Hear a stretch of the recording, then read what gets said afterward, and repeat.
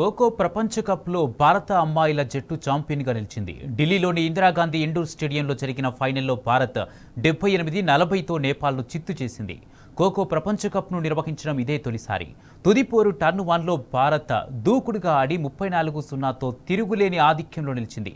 తర్వాత నేపాల్ పుంజుకోవడంతో 35-24తో రెండో టర్న్ ముగిసింది.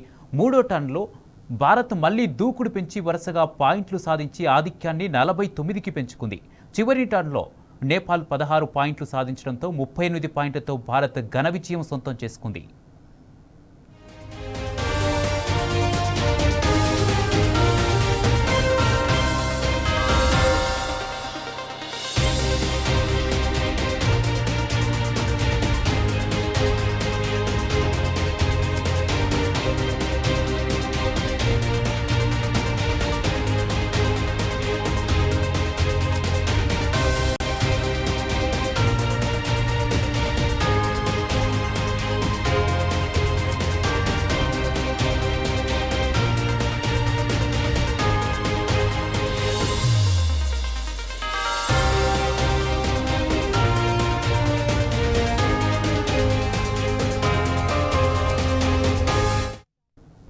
ఖోఖో ప్రపంచ కప్లో భారత అమ్మాయిల జట్టు ఛాంపియన్గా నిలిచింది. ఢిల్లీలోని ఇందిరాగాంధీ ఇండోర్ స్టేడియంలో జరిగిన ఫైనల్లో భారత్ 78-40తో నేపాల్ను చిత్తు చేసింది.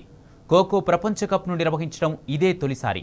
తుదిపోరు టర్న్ 1లో భారత్ దూకుడుగా ఆడి 34-0తో తిరుగులేని ఆధిక్యంలో నిలిచింది.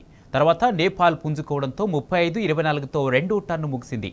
మూడో టర్న్లో భారత్ మళ్లీ దూకుడు పెంచి వరుసగా పాయింట్లు సాధించి ఆధిక్యాన్ని 49కి పెంచుకుంది. చివరి టర్న్లో నేపాల్ 16 పాయింట్లు సాధించడంతో 38 పాయింట్లతో భారత్ ఘన విజయం సొంతం చేసుకుంది.